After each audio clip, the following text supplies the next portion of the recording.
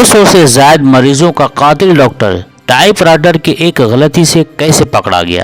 دوستو، ایک ایسے حیوان، ایک ایسے وحشی ڈاکٹر کی کہانی ہے جو سچی کہانی ہے، جس نے 250 سے زائد مریضوں کا قتل کیا اور کسی کو بھنک تک نہیں لگی۔ دوستو، یہ انگلینڈ کے ایک ڈاکٹر کی سچی کہانی اسٹوری ہے۔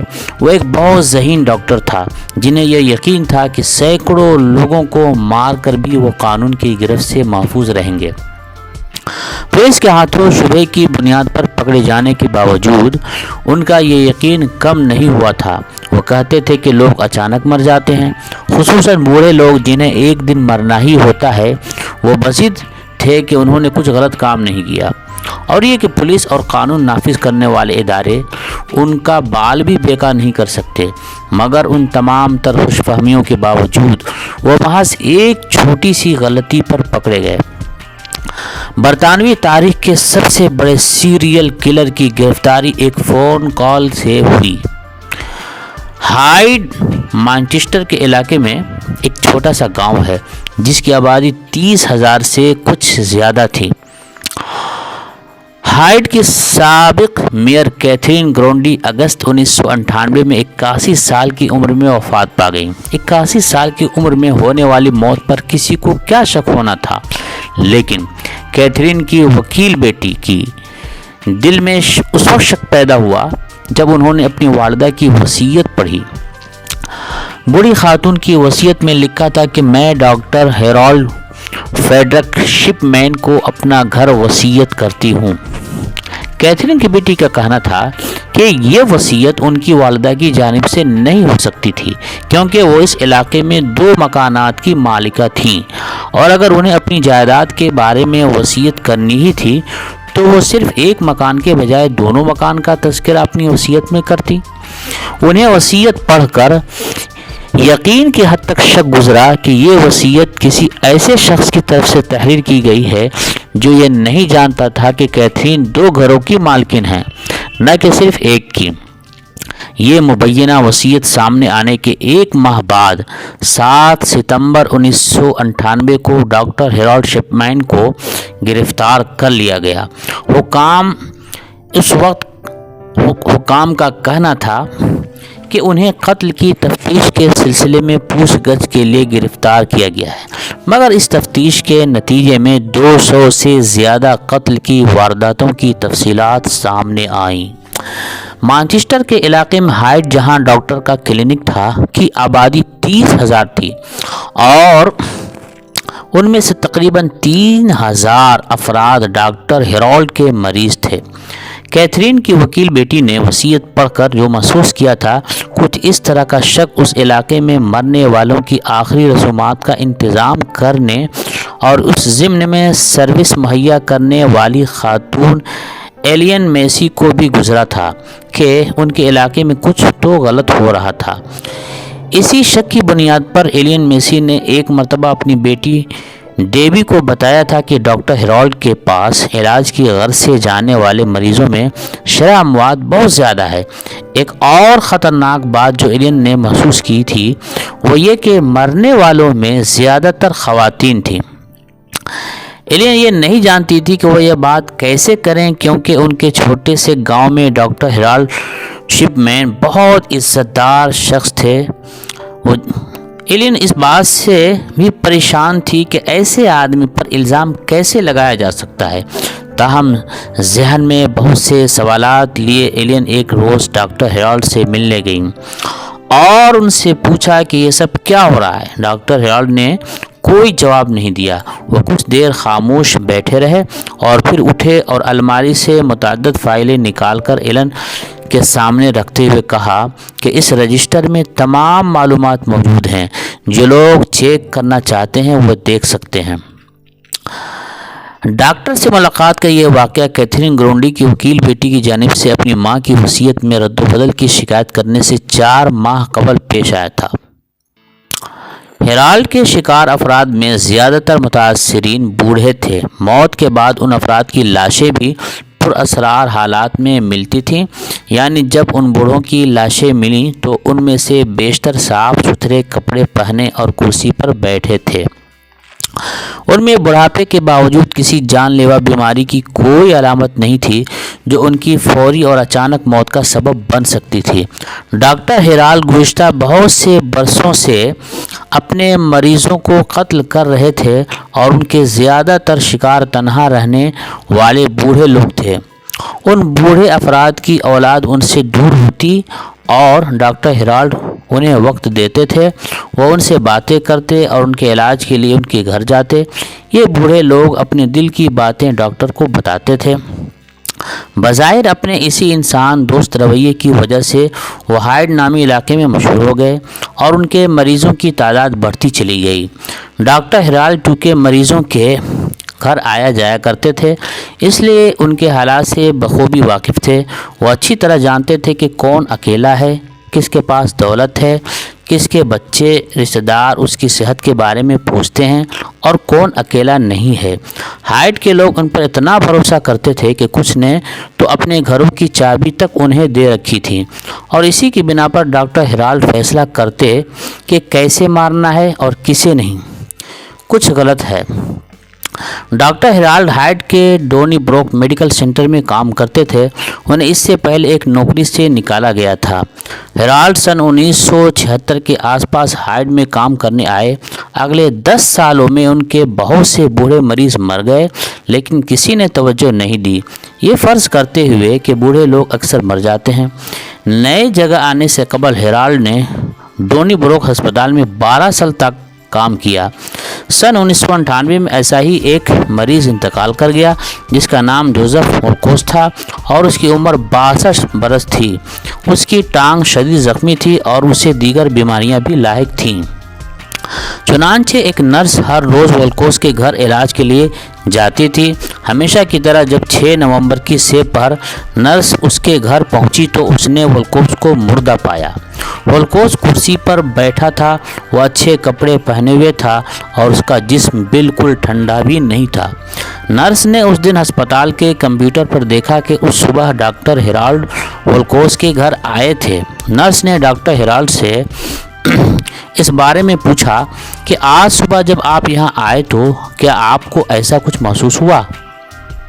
डॉक्टर हेराल्ड ने इस बारे में साफ इनकार कर दिया और कहा कि वो आज वोल्कोस के घर नहीं गया था। नर्स को यकीन था कि सुबह जब उसने कंप्यूटर पर नज़र डाली थी तो डॉक्टर हेराल्ड का दौरा तयशुदा था। इस मायने पर नर्स और हेराल्ड के दरमियान तल्ख कलामी भी हुई थी।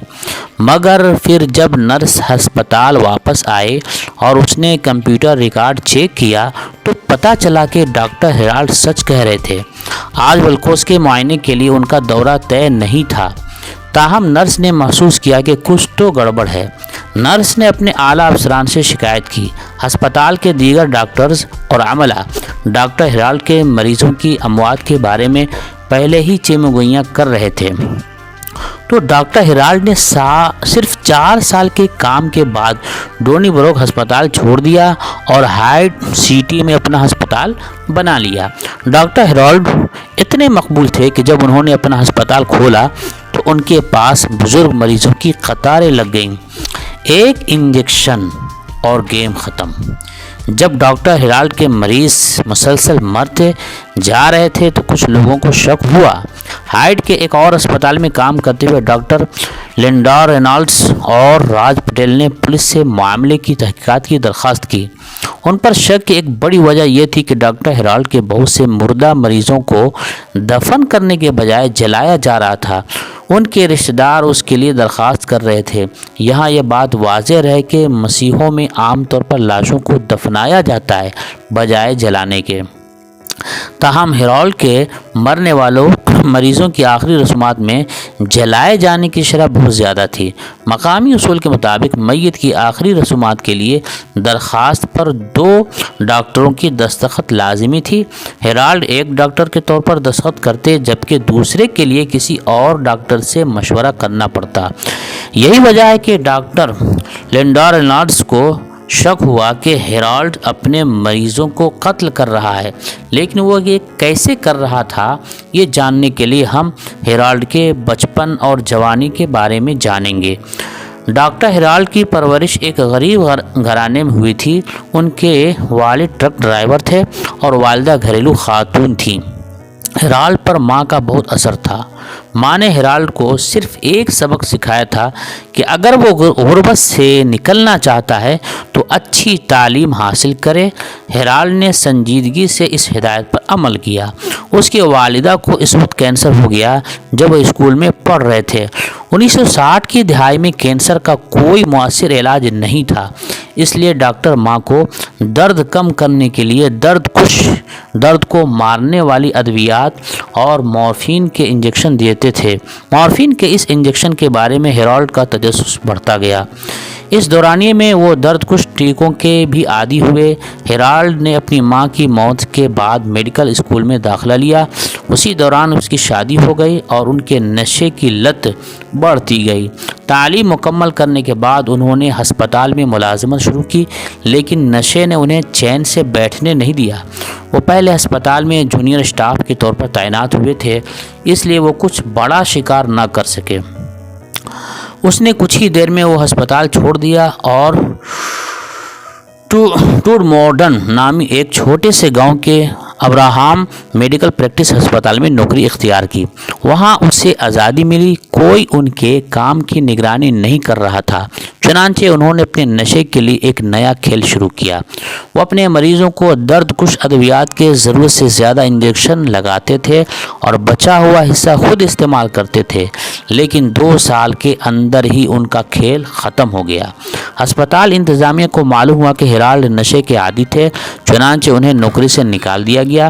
ان کا میڈیکل لائسنس منسوخ ہونے کے قریب آ گیا، لیکن انہوں نے اس سے بچنے کے لیے 600 پاؤنڈ جرمانہ ادا کیا اور نشے کی لت سے چھٹکارے کے لیے انہیں نشے کے علاج کے مرکز جانا پڑا۔ وہاں سے وہ آ کر ہائیڈ میں آباد ہوئے، تاہم اس کی طبیعت میں کوئی تبدیلی نہیں آئی۔ اب وہ درد کش ادویات کے بجائے لوگوں کو مارنے کا عادی تھا، مارنے کا وہ عادت اس کی پڑ گئی تھی۔ ڈاکٹر ہیرالڈ اپنے عمر رسیدہ اور تنہا مریضوں کے گھر شوق سے جایا کرتے تھے۔ لوگ ڈاکٹر ہیرالڈ شپمین کی تعریف کرتے تھے کہ وہ اپنے مریضوں کا اتنا خیال کرتے ہیں کہ ان کے گھر جا کر ان کا علاج کرتے ہیں تاکہ انہیں ہسپتال نہ جانا پڑے۔ انہوں نے پہلے سے ان خاص مریضوں کا انتخاب کر رکھا تھا۔ وہ مریضوں کے گھر جا کر ان سے گفتگو کرتے۔ ان مریضوں میں اکثریت خواتین کی ہوتی تھیں۔ یہ دیکھتے ہوئے کہ ڈاکٹر ان کے گھر آ رہے ہیں، وہ صاف ستھرے کپڑے پہن کر ان کا انتظار کرتی۔ ہیرالڈ کے علاوہ ان کے ساتھ کوئی نہیں ہوتا تھا۔ وہ وہاں پہنچ کر مریضوں سے بات چیت کرتے۔ ہر مریض کے پاس اس کی صحت کے متعلق کوئی شکایت ہوتی تو ڈاکٹر ہیرالڈ یہ شکایت سنتے اور کہتے کہ جو انجیکشن وہ دینے لگے ہیں اس سے ان کی تمام تکلیف دور ہو جائے گی۔ بزرگ مریض زیادہ تر مورفین انجیکشن لیتے وقت صوفوں یا کرسیوں پر بیٹھے ہوئے ہوتے تھے۔ اس کے لگتے ہی یعنی وہ انجیکشن لگتے ہی ان کے دل کی رفتار سست ہو جاتی اور پھر وہ مر جاتے۔ پولیس کے اندازے کے مطابق اپنے 27 سالہ کیریئر میں ڈاکٹر ہیرالڈ نے 215 سے 250 کے درمیان مریضوں کا اسی اندازے میں قتل کیا۔ کئی دفعہ ایک ہی ہفتے میں ہیرالڈ کے 3 مریض مر جاتے تھے اور کبھی 2 سے 3 مہینوں تک کوئی ہلاکت نہیں ہوتی تھی، لیکن پھر بھی کسی دوسرے ڈاکٹر کے نسبت ہیرالڈ کے مریض زیادہ مر رہے تھے۔ اس کے باوجود 3 دہائیوں تک کسی کو شک نہیں ہوا۔ اتنے سالوں تک یہ چیز کیوں نہیں پکڑی گئی؟ کچھ لوگوں کو شک ہو رہا تھا، لیکن ڈاکٹر ہیرالڈ کا نام اتنا بڑا تھا کہ کسی میں اتنی ہمت نہیں تھی کہ ایسی بات کرے۔ ایسا نہیں ہے کہ ڈاکٹر ہیرالڈ کوئی بدماش یا گینگسٹر تھے اور لوگ ان سے اس وجہ سے ڈرتے تھے۔ ان کا بہت احترام تھا کیونکہ خیال کیا جاتا تھا کہ وہ ایک عزیز اور دوست کی طرح مریضوں کا خیال رکھتے تھے۔ ان کی کچھ عادتیں عجیب تھیں۔ انہیں کبھی کبھی اچانک غصہ آ جاتا تھا اور اس کی وجہ یہ تھی کہ وہ نوجوانی میں نشے کے عادی ہو گئے تھے۔ وہ کسی کو بھی اپنے مریضوں کے گھر جانے یا ان کے خون کے نمونے لینے کی اجازت نہیں دیتے تھے۔ وہ ہر چیز کو کنٹرول کرتے تھے۔ تو جب ڈاکٹر لنڈا رینالڈس پہلی بار پولیس کے پاس گئیں تو پولیس کو ان کے خلاف کچھ غلط نہیں ملا۔ پولیس نے ریکارڈ دیکھے لیکن انہیں سب ٹھیک ہی لگا۔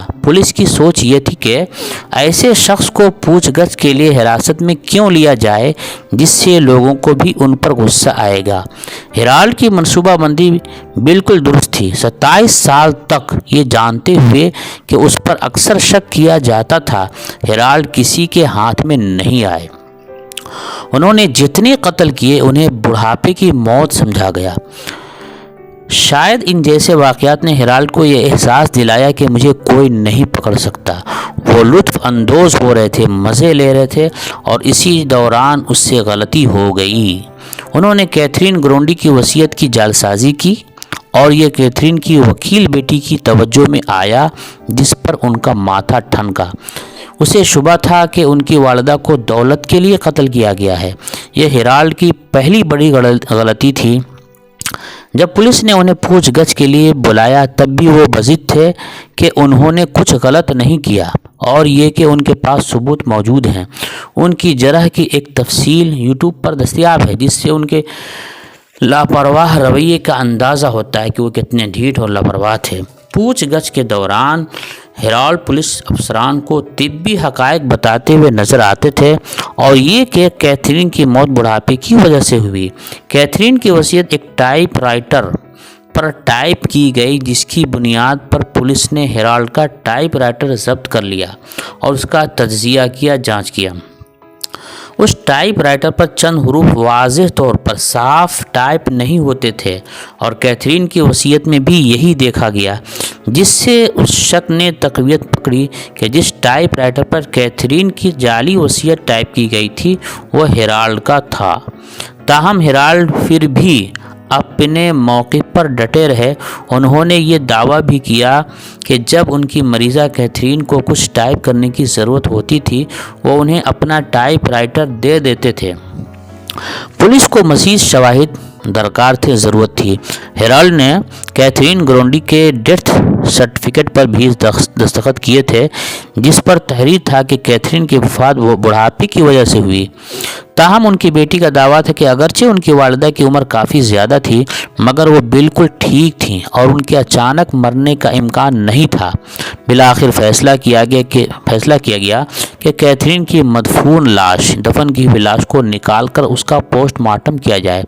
पोस्टमार्टम से पता चला कि कैथरीन को डायमोर्फिन की मुहलिक खुराक दी गई थी। इस इलाके में डायमोर्फिन सिर्फ उसी डॉक्टर के पास दस्तयाब थी। उस पर डॉक्टर हेराल्ड ने दलील दी कि वो इसके बारे में कुछ नहीं जानते और उन्होंने तफ्तीशकारों को ये भी समझाने की कोशिश की हो सकता है कि कैथरीन ने डायमोर्फिन की ज़्यादा मकदार लेकर खुदकुशी कर ली हो। फिर भी कोई पुख्ता सबूत नहीं मिला। ताहम जब ये ख़बर इलाके में फैली कि हेराल्ड पर मॉर्फिन की ज़्यादा मकदार देकर अपने मरीज़ों को मारने का इल्ज़ाम लगाया गया है, तो इलाके के कई ख़ानदान ये जानने के लिए आगे आए कि आया उनके रिश्तेदारों के साथ भी ऐसा ही हुआ है। ये वो अफराद थे जिनके घर की कई बुज़ुर्ग ख़वातीन अचानक वफ़ात पा गई थीं और उनके मालिज भी हेराल्ड ही थे, डॉक्टर भी हेराल्ड ही थे। ये ख़वातीन भी उसी अंदाज में मुर्दा पाई गई थीं जैसे कैथरीन। अगले चंद हफ्तों में एक कत्ल की तफ्तीश 20 मुबैना कत्ल की वारदातों तक बढ़ गई और नज़दीकी बड़े शहरियों से सहाफ़ी इस छोटे से गांव में पहुंचने लगे। तफ्तीश की गर्ज से 3 दीगर ख़वातीन की लाशें निकाली गईं जिनकी जिस्मों में डायमोर्फिन की मौलिक मकदार पाई गई। पुलिस ने हेराल्ड के अस्पताल पर छापा मारा और उनके तमाम रजिस्टर, नोटबुक और कंप्यूटर जब्त कर लिए। मरीजों वाले रजिस्टर में वही कुछ दर्ज था जो डॉक्टर हेराल्ड पुलिस को बताते आए थे। चुनांचे यहाँ से कोई सबूत नहीं मिल सका। पुलिस के पास अभी तक कोई ठोस सबूत नहीं था, लेकिन एक फोरेंसिक माहिर ने कंप्यूटर का मुआयना किया और मुख्तलिफ मालूमात से पर्दा उठाया। यह हेराल्ड की तीसरी और सबसे बड़ी गलती थी। हेराल्ड ने अपने किए गए कत्ल को छुपाने के लिए मरीज़ों के रिकॉर्ड में तब्दीली की थी। उसने ऐसी दवाइयों का जिक्र किया जो उसके मरीज़ नहीं ले रहे थे और ये तअस्सुर पैदा किया कि मरीज़ शदीद बीमार है और किसी भी वक्त मर सकता है। उन्होंने पेपर रजिस्टर में तमाम रिकॉर्ड तब्दील कर दिया था और उसमें कोई गलती नहीं थी। اگرچہ انہوں نے کمپیوٹرز ریکارڈز میں بھی ترمیم کی تھی، لیکن وہ اس وقت کی نئی ٹیکنالوجی کا مقابلہ کرنے میں ناکام رہے۔